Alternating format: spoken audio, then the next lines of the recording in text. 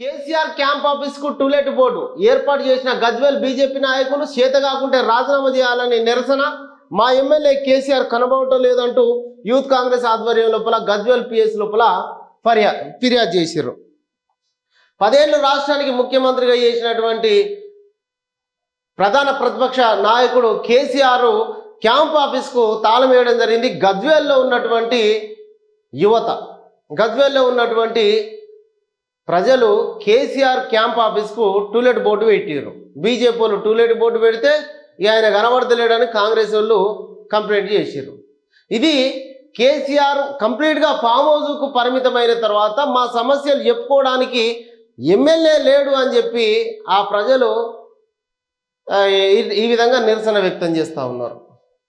చేత కాకుండా రాజీనామా చేయాలని చెప్పేసి ఇక అసెంబ్లీకి రాడు, ఎమ్మెల్యేలను కలవడు,